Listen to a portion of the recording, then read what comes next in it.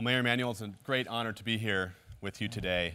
I know you've been traveling the country promoting Chicago as a center for entrepreneurship, and many of the 400-plus GSB students here are interested in being entrepreneurs. So why should they go to Chicago rather than Silicon Valley? Well, that's first of all, since we're out here, Chicago was just, there was a comparison of 10 of the biggest cities in the United States. It has the lowest cost of living of any of the major 10 cities. You can actually get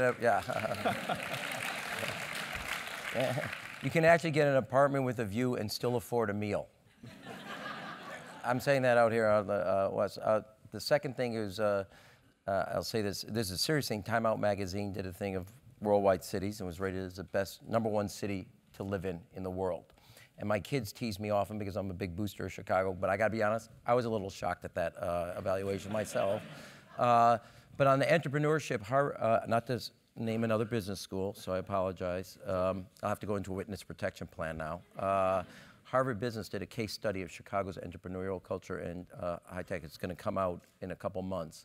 And it talks about what unlike what happened up here in San Francisco and in the Valley, we've done it from a more diversified basis. And what's created now in the city of Chicago, and the Harvard Business Study said it's a classic study of what public sector, private sector has happened. And looking at across the students, I would also say there was a study came out, Chicago was the #1 city for female entrepreneurs. And we put a lot of emphasis in that space. And I think it's Pitch Magazine rated Chicago as the #1 city for return on VC money. So now those are all my facts, and I'm done now. And the other thing is, it's raining here, and it's about 50 degrees in Chicago. And we actually can use our lakefront, but there's a great quality of life to it. And I also think, I always refer to Chicago as the most American of American cities. You know, we have 140 languages spoken in our public schools. And I was at a school the other day where we were doing an addition, and 26 different languages came up to say, welcome to the city where we're making a critical capital investment. And that's America, that's the city of Chicago, and I think that's the strength, is our diversity. And whether it's B2B, B2C, you can create a company, you can start a company, and you have a very supportive community.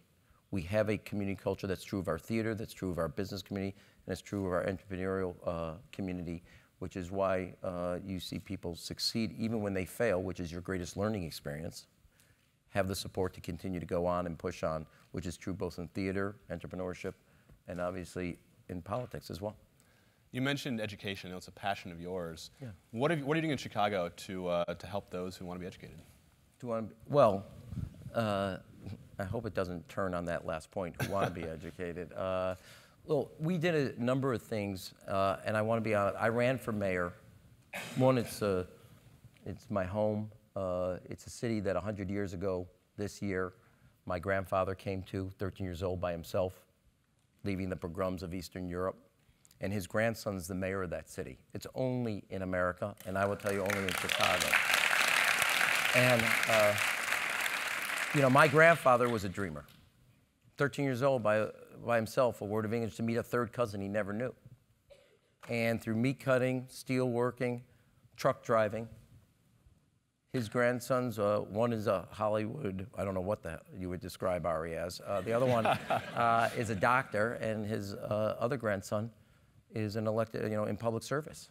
That's a great American story, and that's the strength of this country. And he just basically followed his dreams and allowed us.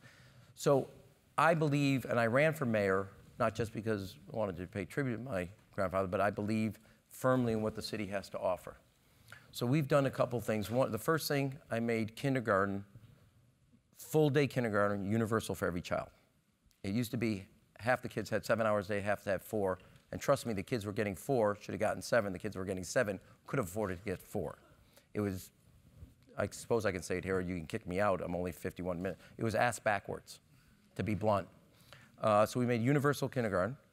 We added an hour and 15 minutes to every day and 2 weeks to every year. So every child now gets 2.5 more years of school education than they did before. The largest increase ever in the history of the United States. Now, we also did a couple other things. One, I think the debate about education is too focused on teachers and not enough about parents and principals. No teacher can afford to do it all by themselves. A school principal runs that building. So we've reinforced them to held them accountable for results, finding teachers, and have a recruitment system on that. We've reconverted our high schools to be college preparatory. End result, on the NAEP test last year, our 8th graders led the United States in math gains. Our 4th graders were 3rd in reading gains of urban systems. There were 3 school districts in the United States whose 4th and 8th graders' math and reading went up: Miami, Washington, D.C., and the city of Chicago. When I became mayor, our graduation was 57%. Our freshmen on track right now is 87%. We match the United States, kids going on to a 4-year institution and kids going on to a community college. And trust me, the demographics of the city of Chicago is not the same as the United States. And we're the first city in the United States that if you get a B average in high school, community college is free. And it's the only scholarship publicly funded where undocumented kids can go to college. Only one in the United States. And, which we're also excited about, is if you get a B average in high school, community college is free. And it's the 2nd largest system in the United States that the World Bank called the best college to career program in the United States. If you keep the B average in community college, all the schools in the city of Chicago, 16 of them, you got to get the right ACT, but if you keep the B average, they give you a 40% discount on tuition, on average. It's the only place in America you can go to college for basically a year and a half of cost. And that is the single greatest pressure point on parents. Now, I will say this, as I've said to my kids, and I'll say here, I don't know all of you, obviously, just walked on. We got 2 things in common: the love of our parents and a good education. I can't do anything about number 1, but I can do something in public policy about number 2. And I have to guarantee parents a quality education for their children. They pick what's right. So we've put principals first, school principals, reinvented high school for its relevant to college, community college career, made pre-K, kindergarten universal full day, pre-K, we're at 60% of our kids now get a full day pre-K. And we've been willing to take on failure, whether that's consolidation of schools, turning around schools. I also don't see myself as a reformer. I think that's nuts. Nobody sits around the kitchen table going, hey, let's go to reform. Trust me. You sit around and go, either quality or mediocrity. And I want quality for my kids. And the goal should not be reform, the goal should be quality. And then what fits into quality versus mediocrity. So we now have the largest international baccalaureate system in the United States. We have every branch of the armed services, runs a high school in the city of Chicago, and the largest junior ROTC in the United States. And I say that here just so you all know, every kid competing against, there's 8 applicants for every high school seat that's run by a military. And 80% of those kids graduate, and 90% go on to college. And it's all kids of color. Unbelievable system. And we also have 7 of the 10 best high schools in the state are in the city of Chicago. And so that's our story, and we're sticking to it. With change comes challenge, especially as a political leader. You're balancing a lot of competing interests. So as the mayor of a large city, how do you think about negotiating through that process to get to the place where you want to actually affect outcomes? Well, you know, you have to weigh equities, okay? There's never, look, life is a series of trade-offs, okay? That's not different in public policy, but you have to weigh, as I do when I go through budgets or exercise, I always say to my staff, pain to pleasure. But what I mean by that, I can see by the stunned faces, that was really insightful by the mayor. How much pain am I ready to give to how much gains? And I'll give you this one story. You know, it was about the 3rd day we were having a teacher strike. It was over the longer school day and the longer school day. And I made a pledge when I ran we were going to do it. Chicago, when I was mayor, or before I became mayor, had the shortest school day in the United States of America. If 85% of your kids are in poverty, would you design as a ticket out of poverty a 5-hour day, 5.5-hour day? That's what we had. We had kids out of high school going on the streets of Chicago at 2:20. Really? And we couldn't afford recess because we couldn't give up the academic time, which everybody knows kids need recess. Actually, it's actually conducive to academics, that exercise. So I know it was about the second or third day, kids, teachers are outside my house screaming at me, screaming at my kids or whatever. And I'm about to walk out and Amy looks at me and goes, I've seen you through an impeachment. I've seen you through healthcare. I've seen you through NAFTA. I've seen you through the assault weapon ban. She goes, I've never seen you calmer. Like in one of these, I said, I've never felt more right about what I was doing. And I walked out to, at the front door. I just would like the record to show I kept it clean here. But you have to weigh equities constantly, and you have to look at what is a core versus what's not. And I'll give you one thing, I hope this is helpful from a negotiation. So Bruce Reed and I were responsible in the balanced budget agreement in '97 for getting kids health care. It was kids who parents worked but couldn't afford Medicaid, they had too high income, yet the private sector, they didn't have health care. And so President Clinton had negotiated, or had proposed pediatric care and eye and dental, but part of Medicaid expansion. Gingrich responded, pediatric care, no eye and dental, and outside of Medicaid. Well, it's pretty straightforward. I mean, now in retrospect, it looks straightforward. So we said, okay, here's the deal. We'll do pediatric care plus eye and dental, which is what President Clinton's health care proposal, but we'll do your idea outside of Medicaid, which was a cigarette tax, but separate. It was called Kid Care, separate from Medicaid. They got their win because they hate entitlements. They didn't want to see Medicaid expanded. And President Clinton got his win, which was expansion of Kid Care, or creation of Kid Care, but with eye and dental as part of care. And so everybody got something that was core to their effort. And we could have sat there beating the crap out of each other, but at the end of the day, it was finding out a place which was a good enough win for them and a good enough win for the president to move forward. And Bruce Reed and I and Gene Sperling were the key. And you never really want to give up on your end goals, but you got to be very, very flexible about your means towards that end, and never confuse what your means are with your ends. And sometimes it's very hard in the midst of a battle, where if you're a middle child and you want to win every point, a moment of self-reflection, that don't remember what your goal is, and then be strong about that, but flexible on the road of which road you would take to get to that goal line. So I don't know, that's the kind of way you try to think about it. Or as I used to say about Washington, they're firm in their opinions, it's principles they're flexible on. I left the town, so I can say that. You mentioned your brothers. It seemed like the Emanuels were destined for greatness, whatever they did. But what chose you? I would not say that. Fair enough. I think we were closer to death.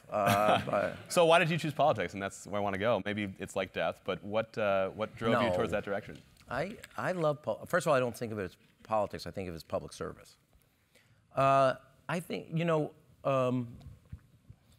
let me back up. First, it was not destined.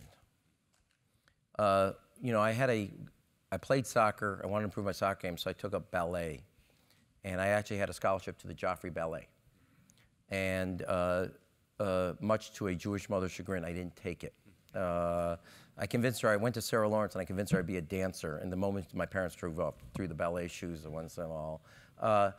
But then at college, I started studying child psychology and early childhood education, which sometimes I think prepared me to deal with politicians. And one summer, I volunteered for an interest group, and I realized this is what I love. And my parents were very big about following your passion. And my mother, but then everybody I talk to now that I know from high school says, oh, we always knew you were going to go into public service. I had no idea. Now, at our dinner table, which some people refer to as a cage match at our house, my mother was very active in the civil rights movement early on, and she ran a thing in Chicago called Congress on Racial Equality. And she was basically gone and arrested during the week, et cetera, and not around. My father, who was an immigrant, quit the AMA in 1962 over national health care with barely like 5 words of English. Not exactly a way to build a practice. And led the campaign in Chicago to eliminate lead from household paint. And so dinner conversation, and we also grew up in a non-nuclear family. My grandparents lived with us. My grandfather, my father's mother, my grandmother, Safta, she lived with us for 8 years, my grandparents 8 years. And dinner discussions was always about current events. And career-wise, I stumbled into it. I will also tell you, when I got out and I was doing community service and college, when I got out of college to move back to Chicago, I wanted to work in a White House for a president I believed in. And I got there with Clinton, and I thought I was all over with my life at 38. And when I was dating, I told Amy, oh, I will never run for office. I would never do that to a family. And then the seat opened up, and I decided, but I always wanted to work in a White House, work for a president, and I believed firmly in what I think my family voted. Let me give you one other story, which I think is true for all of the boys. So in our family room, on the wall, in the middle was a picture of my grandmother on my mother's side's purse and the passports for my grandmother and my 2 great aunts to come to America. And on either side of that picture, which was framed, of that purse and the passports, were the pictures of family members who never made it to America and in Europe died. And there's nothing subtle in a Jewish home. And it was my parents' reminder that every one of us were fortunate. We're in the greatest country in the world, and you are to do something to give back to this great country. And each of us in one way or another, through either healthcare, entertainment, or public service, has tried to give a part of their lives to giving back, because this is the greatest country in the world. It is still a beacon of hope. I don't care what happens. And it's still a place where people, whether they come from the Pacific, the Atlantic, or the Rio, they come to give their kids a better tomorrow than the one they left. And it's still that and always will be if we stay true to who we are. You served 2 presidents in the White House, President Clinton and President Obama. What was the worst day in the Clinton presidency for you, and what did you learn from that helped you in your future career? That's, just one of you guys get your knapsacks out, man. We're gonna stay here for, what's my worst day? Or a slew of them, worst month. Let's just roll them all out. Well, there's a personal and then there's a, so I'll give you, oh my God. This should be good. No, it's not. It's not. So I told you, my lifelong dream, right? I want to work in a White House for somebody I believe in. So Amy was still in Chicago, and we're dating. She decides she will move to Washington and join me on this. Once in a lifetime, I'm going to work for a person in the White House. 6 months in the White House. Now, my recommendation in the White House, don't really say what you think to the First Lady. Not a good idea. And it was around the travel office, and I had tried to stop us from doing the travel office. We'll just leave it there. So we buy a place together, and I don't have any money. But anyway, she arrives the day that I was being told I was being fired. Not really a good thing. So she doesn't have a job. I'm out of a job, and we have a mortgage that we can't afford. That was kind of a low moment. That's a personal low moment. And I do not know, except for my parents, my father, where I found, all of a sudden I said to the chief of staff, well, I'm not leaving until the president tells me I'm gone. I don't know where I thought I would, what chutzpah? I mean, they've got, no, I'm not leaving until the president tells me I'm fired. And he says, what do you mean? I said, I'm not going. And I basically knew that the President Clinton wouldn't fire me. And I don't know where I found, I'll just say chutzpah, we'll leave it at that. And so that was a very low point. And I'll tell you another low one. So that was one low. End of the day, I didn't leave, and they gave me as my concession, so I didn't get fired, obviously. And I was given NAFTA to save, and that's when we had like 3 votes. And so, like, here, give it to Mikey, you know, like here, right? And we ended up, I said we, Bill Daley's, and I just talked to, I'll tell you a funny story about that too. So I'll come back. That was a low point, and here was another. Bruce Reed and I were responsible for welfare reform to get it done. And if you go back then, that was a big thing about work. It was a big thing for a Democrat to end entitlement. And and it was very contentious. And it's actually, to be honest, it was exactly what you want in a public policy debate. I remember when President Clinton walked into the cabinet room, we had an hour to decide to sign or not sign. He had vetoed 2 prior bills. The White House was split, et cetera. And you would actually, in your mind's eye, would want that 4-hour debate about something really intense, that you were about to embark on something you never, the unknown. Was it worse than the known, even though the known was a failure and not succeeding in trapping people in dependency, et cetera. But in this whole process and debate, so, and he's a good friend, so let me just say this. There was, you know, Senator Moynihan then, the late senator, was saying that kids are going to be on crates sleeping out in the middle of the night. And it was a really contentious debate as a country about whether, for the first time ever, we ended a guaranteed entitlement to some minimum. And on the high holidays, this is also the rabbi that married us, on the high holidays, my rabbi attacked me in his sermon for what I was doing in my government job. And I'm still a Jewish, I still go to synagogue, no, but it was actually, and it was intense pressure because there was a lot of pressure in the White House, a lot of people against the bill, and there was a few of us for the bill, and willing to take the risk of the unknown versus the failure of the known, and thought we had done a good job in negotiating true to the president's policies. But when my rabbi from the pulpit, and I take my Judaism seriously, attacked those of us who were advising the president on welfare reform. There was not a lot of us in the synagogue. It was, you know, and we weren't in the cheap seats. So, you know, that was a low point. I will be honest about where I felt like I was doing what, you know. I have a rule about politics, if I can, because it runs against, I think, the grains of what people want to think, which is, I think you have to be idealistic enough to know why you're doing what you're doing, and then ruthless enough to get it done. Sometimes my family thinks I've got the ruthless thing down really tight, working on that. No, that's but I think, you know, a lot of people like to think back and, oh, this idealistic, et cetera. You know, I'm a lover of reading history. Lincoln was idealistic enough, but he was also ruthless. Okay, he didn't start the, you know, I teach 8th grade civics class. He didn't start the war to end slavery. Now, you could see and read his early speeches where he was thinking, but he knew if he got there too soon, he'd be, you know, way ahead of where the country was, and he couldn't move it. And so he knew in his mind's eye where he was going, but you've got to be idealistic enough to want to put up with this all the time, and then ruthless enough to get it done. And it's not an either one. And so the low point in the Clinton was being able to be true to what I thought was right, help a president see through what they wanted, and then be able to take your rabbi's personal criticism in front of 1,600 other fellow worshipers.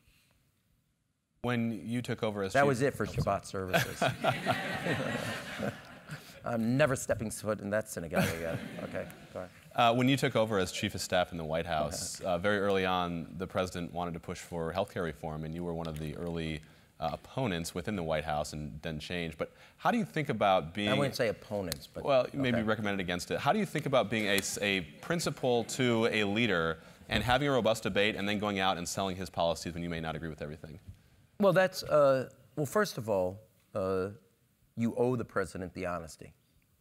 And the good news is I work for 2 people that would never wanted yes people around. And boy, did I excel at that part. But no, so here's the thing. As chief of staff,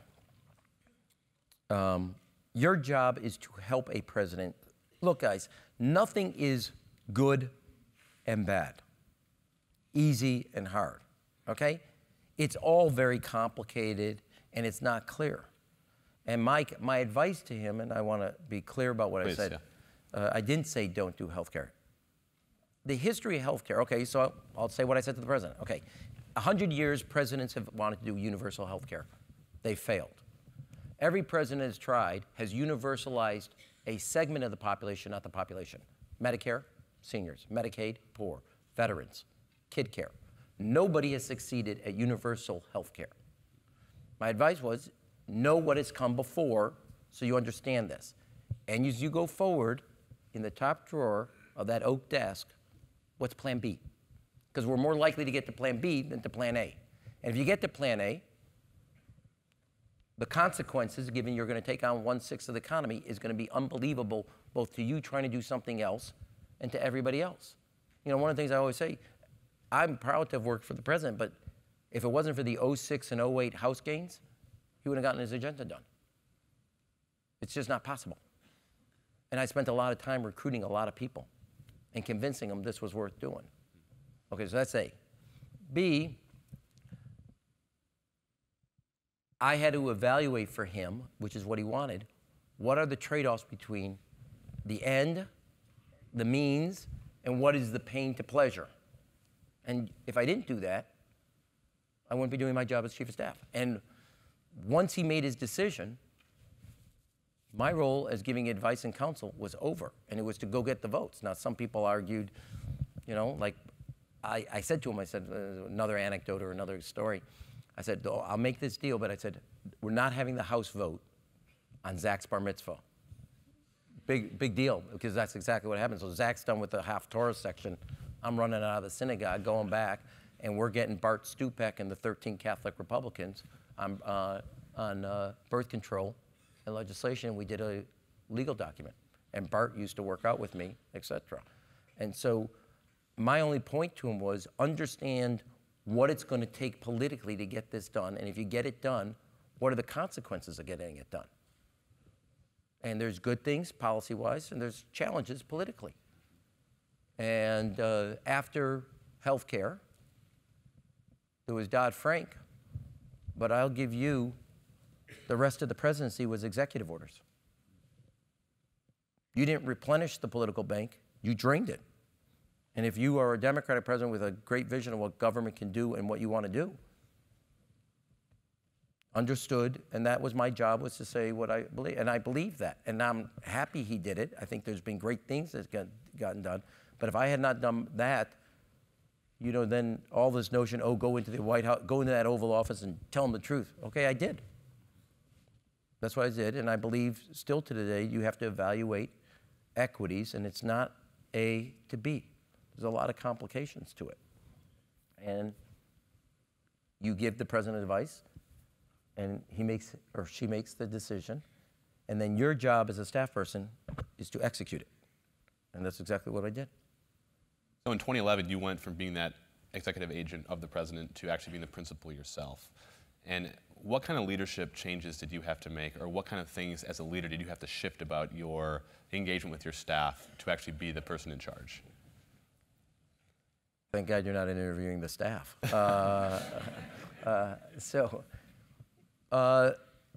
There's a couple things. Well, first of all, there's I think there are 3 qualities a chief executive has to exude. This is true for president, it's true for mayor, true for governor, but I can't say it for the private sector, but I can say in the public sector, you always have to communicate strength, confidence, and optimism. Nobody goes for the weaker, not sure, insecure, or a dark person or whatever. So those are qualities, but in a chief executive, remember, unlike an elected official who's a legislator, as a congressman, you have to represent people's views. As a mayor or as a president, they give you, that responsibility to take care of business, not to represent them, not to represent them, but it's a different role and a different function. And I'd run for office before, been a chief of staff to run a White House.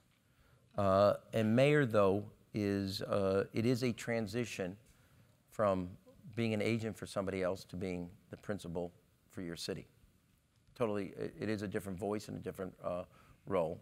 But I've been in office before, and so that, and one level is not different. On the other hand, there are things I do when I was a congressman to chief of staff that I continue as mayor, which are weekly reports to keep tabs on what I need going, and making sure that people are executing on a certain mission. Like this Thursday, I'm giving a major address. It's a 5-year anniversary of the first address I gave on infrastructure and laying out our plan from our runways to our rail to our roads and what we're doing and stuff like that. But also understanding what the staff's job is versus what I'm trying to do. Does that make sense? Yeah, absolutely. Thank you. Okay. Last Good, year, because I had no idea what I was saying. you're a politician, so you did a very good job. Yeah. You have a bad view of what public service is about. Last year, your approval ratings hit an all-time low, but they've since recovered. So as a leader who's at the whims of the public to some extent, how do you get through those difficult times and then recover as you have? Find a different rabbi. You know, I think, look, there's a difference between where you, also it's not always consistent. So what I mean by how a president or how, if you are in the second term versus a first term where you are, that will kind of weigh different. I always kind of remind myself, or try to, which is the decisions we do today, and I tell my staff and more importantly the cabinet, what we're doing today for the next 2-3 years will determine what Chicago will be like for the next 20 to 30 years.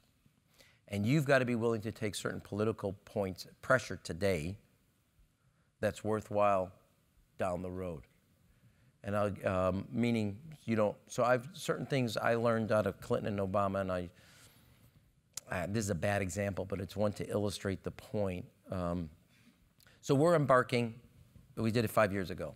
I've raised water rates, 25%, 15%, 15%, 15%, and then indexed them so nobody has to go back and do this vote again on raising water rates. And we're replacing 900 miles of water pipe. Everything that's 100 years or older in the city will be replaced by 2019. Every 670 miles of sewer will be either relined, replaced, everything 100 years or older. We're replacing 167,000 catch basins and the 2 largest water filtration plants in the United States of America, built top to bottom. And I indexed it, and the reason is, I didn't want to, once I got that vote, it passed 50-0. But I didn't want another mayor or in city council to have to go through the politics of raising rates again. So it's now indexed. Once we're done at that 900, it will continue to fund so the infrastructure continues to go forward, straight forward. I did not think somebody should go back and try to do once I did those politics. And there's certain things of what we're doing on the rail stuff, et cetera. Take care of the politics, get it out. Does that make sense what I'm trying to say? And so in that sense, I'm trying to make decisions that I think over the time will stand the test of time for generations to come. And probably the biggest one, that was a bad example, but now I'm thinking about it. You know, I ran on the fact that Chicago had the shortest school day and the shortest school year, and I was going to do something about it. And I was not going to let our kids be dead last on time. And I knew that time in class mattered. And when it came to that strike, could I solve the strike or not have a strike if I threw the towel and said, wow, this is harder than I thought? Yeah. Do I think another mayor after me will go back and say, I'd like to go back to the shortest school day? No, I think they're going to say, I'm glad that hour and 15 minutes was added, and now I don't have to debate it anymore. And so you've got to be, as a person, comfortable with that sometimes you're going to take it in the shorts, but it's worth, you're taking the politics. Now here's the deal. I took a week strike in the city, which I hadn't. I'm not proud of it. But was it worth the hour and 15 minutes of every day for every child and 2 weeks every year? The fact that your 8th graders now lead the country in math gains, your 4th graders are 3rd in reading gains in the United States, your graduation is triple the rate of the United States of America for every year for the last 4 years? Yeah, it's worth it. So I'll take a week strike, and our kids now are leading the country in educational gains. Totally worth it. Not a chance, and I would do it again. I would like not to. But there are certain things that you have to, and then you'll take the political hit short-term, et cetera, if you think the long-term gain for other people is worth that. And that was the same thing to tell in a different venue that that presidents, when they make tough calls, and that Chancellor Obama on health care, that's worth doing. And you think it's worth the gain, and you're willing to take the political hit and spend it. Now, it also, nothing's stagnant, you know, in politics. It's a dynamic thing. And yes, we're in a better position, but you know, you go through those periods of times, and hopefully you learn something out of them. One of the tensions I think a lot of startups face is 20th century regulatory environment. The 20th century regulatory environment. So Uber tried to come into Chicago. They had some challenges there. Austin has done some things to maybe exclude Airbnb at Uber and Lyft.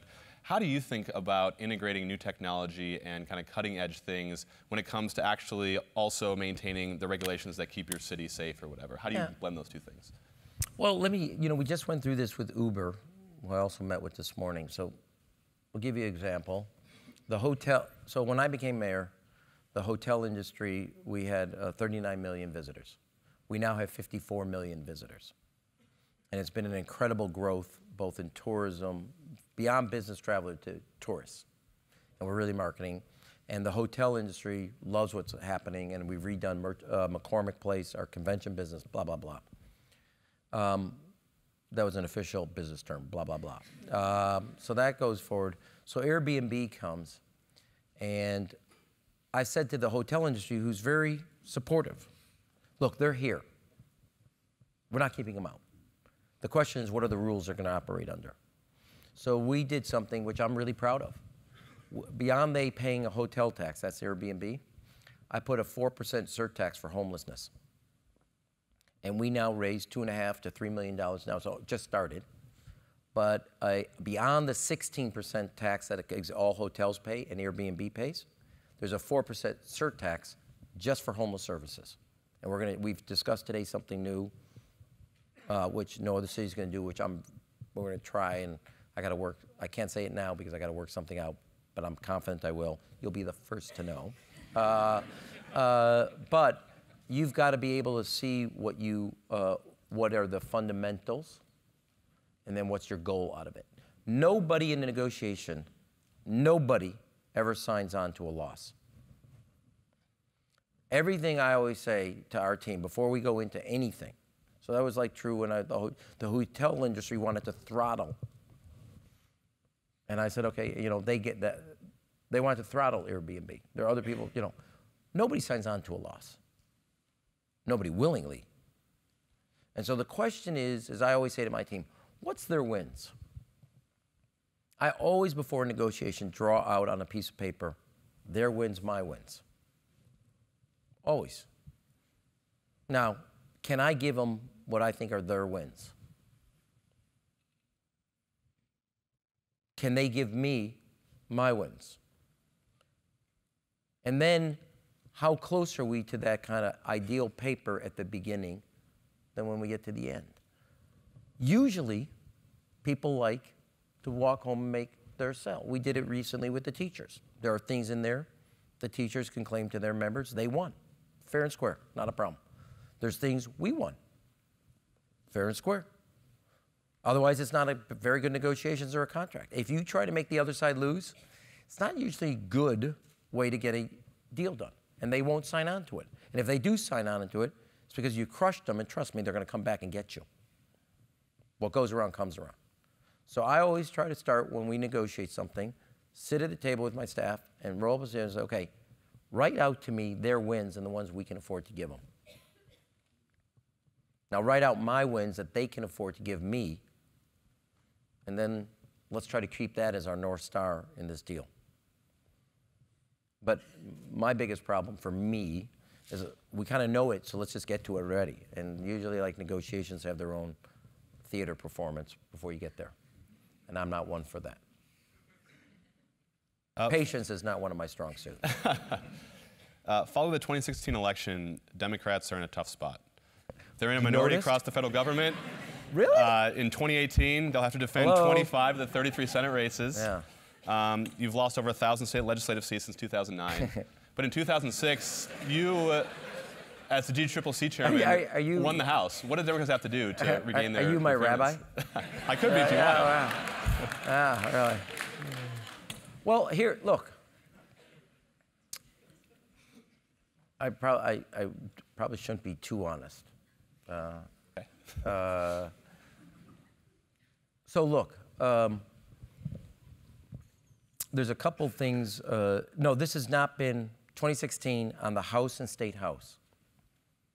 2016 now, Democrats are at the lowest level since 1928 in the House of Representatives, and the lowest level since 1925 in the state houses. Not really good. Okay? I know you didn't pay me the big bucks to come here and tell you that, but I thought it is hard to imagine it getting lower. So there's a lot of different politics. One, you got to go out and create a farm team.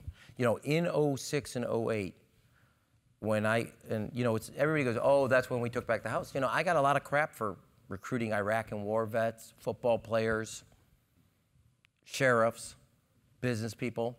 I said, well, they're running in Republican districts. I wanted to take cultural issues off the table and wanted to present economic issues.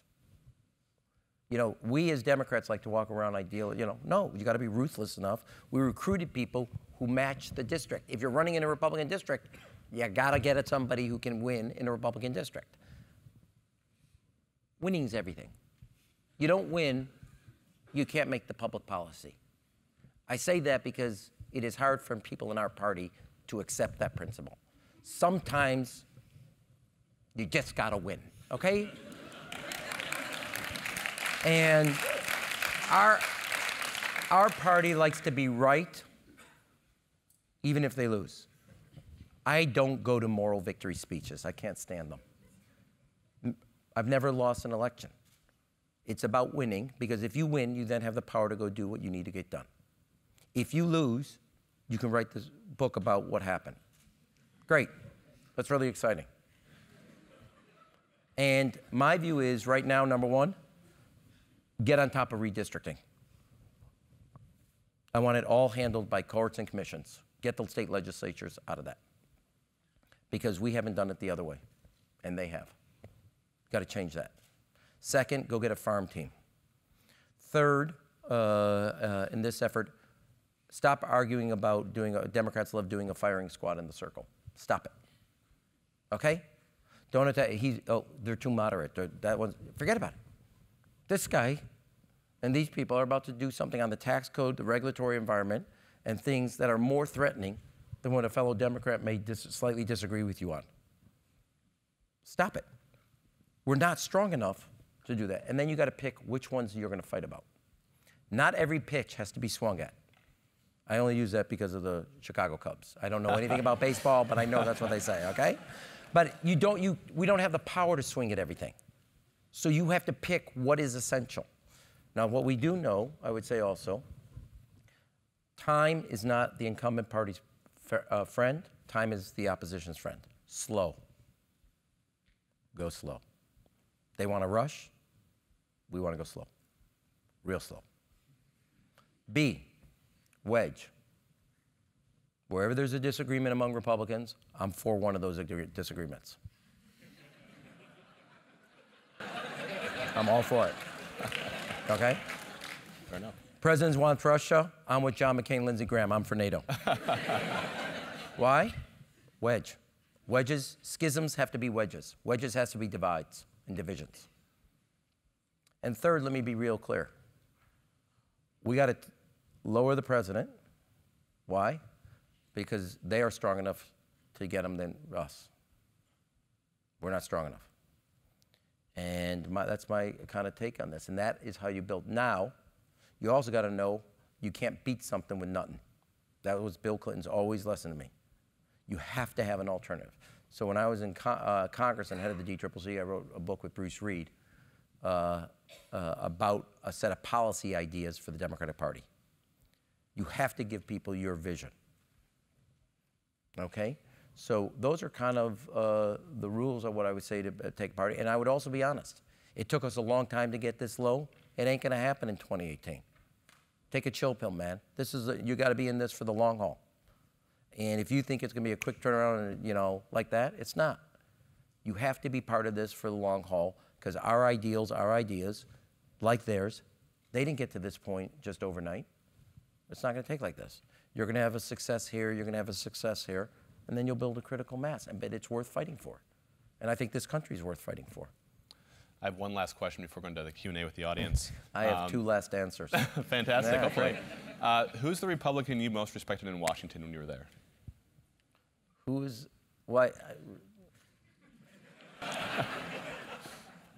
the Republican I most respected? You know, I would, so here's the thing. In '08, I handled the negotiations around the debate between Obama, the structure. Lindsey Graham did for the other side. And Lindsey and I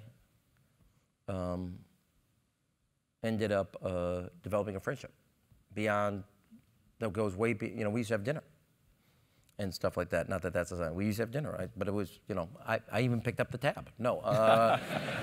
But anyway, so, and I say that because he and I, in the end of the day, with Carl Levin, negotiated an agreement to handle the trials for terrorists and a structure in which he would put Republican votes to close Guantanamo. And he was willing to take a political risk to get that done. Now, let me stop right there. We always say a political risk means you're willing to do something where you spend political capital and people that are, quote unquote, friends and family are going to hate you at the end of it. But you think it's the right thing to do. And I respected Lindsey in the end of the day, because on that one deal that we worked out at the conference table in the Chief of Staff's office, Carl Levin, he and I, over a lunch, had worked through the agreements to both achieve the president's goal of shutting down Guantanamo, Lindsey's goal of what cases were military trial versus civilian. That was the big issue then. And a set of protocols that can work through. And he was willing to take the risk to come out and work with Obama and stand there. And I think, you know, I'm trying to separate both respect and the fact that we got along, which probably influenced the respect part too. The other person I would say is Senator Susan Collins. And probably Bob Gates, Secretary of Defense. Those would be the 3. Thank you so much. Sure. Any questions from the audience? Do I call people or do you? So we got some ushers back there that will. Oh, just like, okay. Thank you for being here. Sure. I was actually at your 2011 inauguration and remember how great Chicago felt to live in at that moment. Feels like Come on back. It feels like the political moment now is a little different, and you address this on a macro level, but I'm curious, having faced your own populist challenge in 2015, what strategies you think work for candidates or for even people who feel like they're fighting against a wave of populism? Yeah, I mean, I don't want to, because I want to take more questions, I don't want to argue out what populism means, because that would be the definitional point here. I will say, well, let me say, I'll give you, so Clinton, I was telling President Clinton, I was up for re-election in 2015, and I told President Clinton in 2014, I said, I'm just telling you right now, this is a funky moment. I said, I've never seen anything like this. Now, let me say, I have a picture in my office of the first meeting on the first day at 9 a.m. with President Obama. And you know, because the fire's in the background, it's winter, it's January 20th. If I told him in the moments, in the darkest moments of the recession, auto industry about to collapse, financial sector, all froze up, you're gonna have unemployment from 10-some-odd% down to 4.9%. Healthcare will basically be universal. Energy costs and interest rates will be probably at the lowest levels in decades. Will people be content or really honked off? They would have gone with content, you know? And they're honked off. Like really honked off. And it doesn't, and 4.9%, 4.8% employment. Now, I understand, and I would argue 2 points. There are 2 things that are really driving this, and I don't see them out being discussed. They're not part of what I think is what quote unquote is driving the populism. 2 things I would say to you. One, people are more upset at the politics than they are at the economics right now. Everybody's talking about the economic.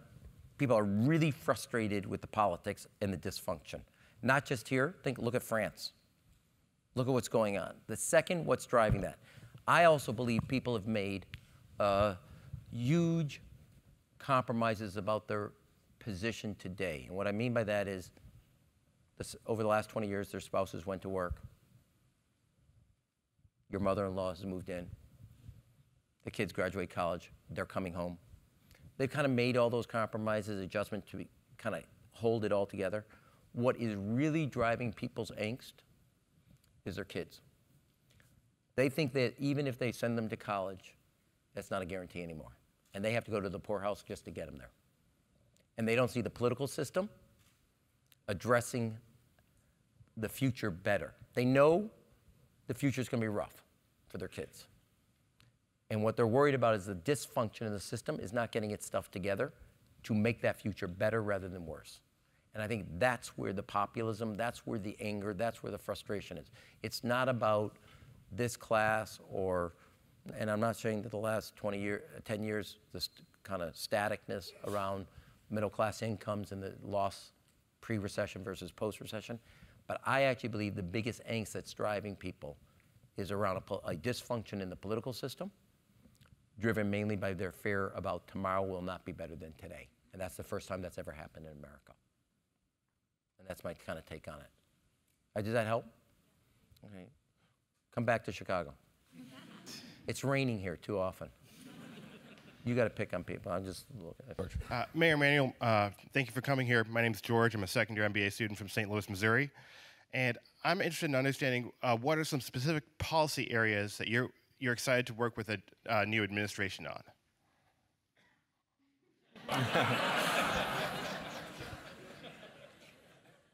Well, here is actually, I'll just get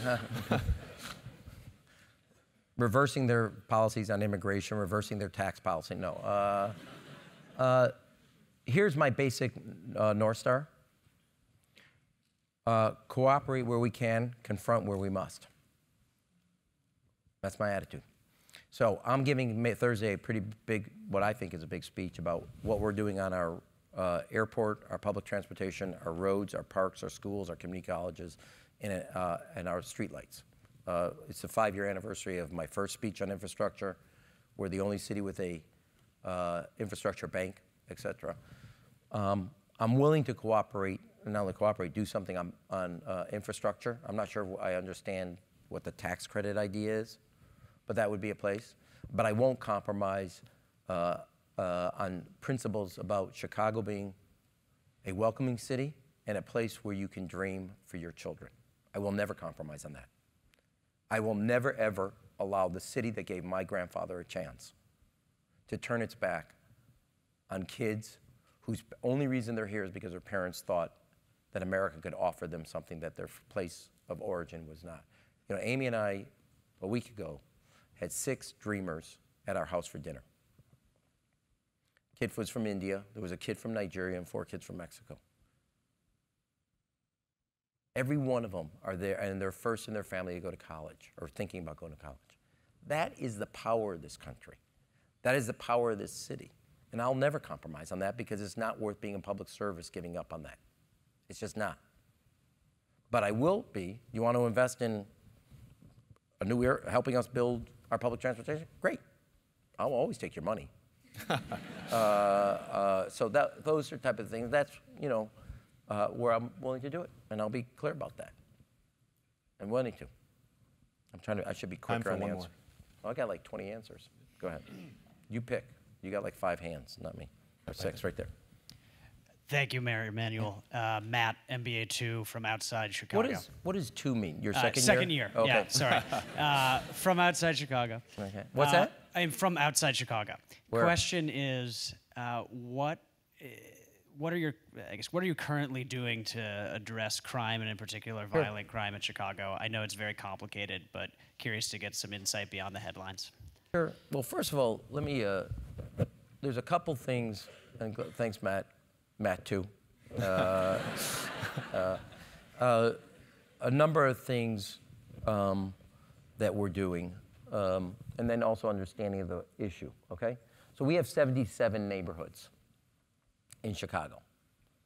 Last year, 37 of the 77 experienced a decline in shootings and homicides, and are still, and in January, still experiencing it. 2 neighborhoods or areas, Englewood, which is on the south side in the 7th, and the Harrison, which is on the Austin area on the west side, and Garfield, are driving almost 50% of the challenges. So I laid out at Malcolm X Community College back in September a 4-point plan. One was to hire another 900 plus officers, and that included lieutenants, captains, sergeants, leadership. So you had a more intimate relationship between leadership and rank and file, and more intense training around real life experiences they're going to see in the streets. 2, and this gets to a life commitment. So first of all, I've dramatically in my first term and second term expanded our after school and summer jobs. So we went from 14,000 kids in our summer jobs to 31,000 kids. I believe in that as a positive act. And if you get the job, so there's 64,000 kids that apply for those 31,000, you have to pledge to go to college. You don't get the job unless you pledge you're going to go to college.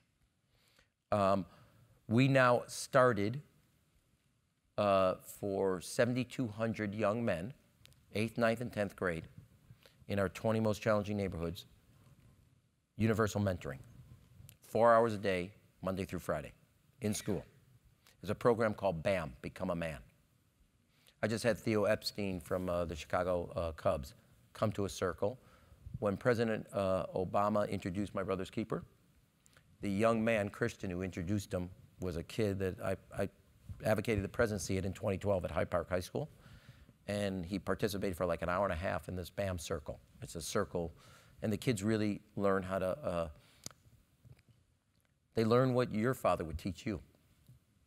And they get that kind of guidance and of knowing right from wrong, how not to give up on themselves, how to study. There's a whole host of things that they do. The third thing is, unlike New York or other cities, or California, we have a 1-year minimum for gun crimes. In New York, they have a 3-year minimum. And repeat offenders barely ever serve a sentence. They know it's a joke. So I'm for stiffening sentences for gun crimes. Reducing them for minor narcotics, but you take somebody's life, I'm Old Testament. Okay? I am, regardless of what my rabbi says. I am. My view is we went crazy on narcotics, but on gun crimes, And then fourth and finally, invest in the neighborhoods. There is despair. A lot of, it's also true, you know, I don't know, San Jose last year experienced a 60% increase in homicides. Right here, next door to you. Okay, not the numbers we have, but they saw a big increase. You know, San Diego was up 81% last year. So something else is happening, and that's a longer conversation. So more police, more mentoring, certainty around sentencing for gun crimes, repeat offenders, and investing in neighborhoods' economic opportunity. So you replace despair with hope. Now, I believe that's a big piece. Now let me give you some contrary. Chicago had the biggest drop of deep poverty of any big city in the United States. Deep poverty, which is 12,000 or less. Now, I believe poverty plays a big role. If you don't think you have hope, you don't have a high school degree, you're going to do something really stupid. The reason I'm driving towards high school degrees, biggest factor to determine whether somebody does something stupid or not is their education or lack thereof. But it may not be the biggest factor that we think it is. It's a big contributor. We have an oversized population that is neither in school, in work, or has any of those two things in their background. And that's a driver. Okay? I also, in the midst of a major reform of our police department, I think we as a country made some mistakes in the past. And I said this before. The reforms should not be done to cops. They should be done with cops. They are fighting crime and violent crime in a very serious way. You're asking them to fight crime and make serious changes simultaneously. They should be part of that process of making the change, not seen as a change is being done to them. And I think when you look at what's happened around the country, Indianapolis and Memphis have the highest homicide rate in their history. San Jose's up. San Diego's up. Austin, Texas, 70%. San Antonio, 49%. Louisville, 44%. Milwaukee. Why? Why all of a sudden? And I think it was clear over the last 2 years, things were done as if the police, they have to make reforms. There's no ifs, ands, or buts about it. But they have to be brought to the table as a partner to help think of the solutions. Because if you do it to them, they're gonna. So the 4 points to deal with it, and is to deal with it from an economic standpoint, a moral standpoint, a criminal justice standpoint, and making sure your officers are doing community policing in the most intimate way and building that trust. And we can do it, but it's gonna take not one, and the other thing is, a lot of people wanna look for the one thing. You're dealing with 30 to 40 years of things, both in the police department, in neighborhoods, in the criminal justice system. There is no one thing to this challenge. And you asked me the toughest things in the Clinton White House. I'll give you, I can handle anything in this job but one thing. So I make a purpose to go visit, usually it's a parent, a mother, but not limited, or a grandmother, who has lost a child. Only if they want it. I call them all. If you want, I'll come by. But if you don't, because of how you're feeling, I get it. And I always say, I'm not here as a mayor. I'm here as a father. Because I got 3 teenagers. I don't know how you're doing this. And if you want to just have a hug, just want to talk about your son or your daughter. And that's the hardest part of this job. Figuring out a pension, what's right about school, how to recruit people like you to come to the city. That's not hard. You go into a home, and you're a parent, and maybe some of you are, but you'll get there, where the most thing that you can do, which is to provide for your child, and you just didn't succeed, and all you have is somebody's shoulder, that's the hardest part of this job. Everything else is politics, and you can handle it. But the good news is we have a police department and a police superintendent leadership, and we have people in the city that want to make tomorrow better than today, and they're committed to making the changes necessary. And my job as mayor is to help lead that effort and bring everybody to the table to work through the solutions. And that's why this is the greatest job I've ever had in public life. Thank you so much. Yeah.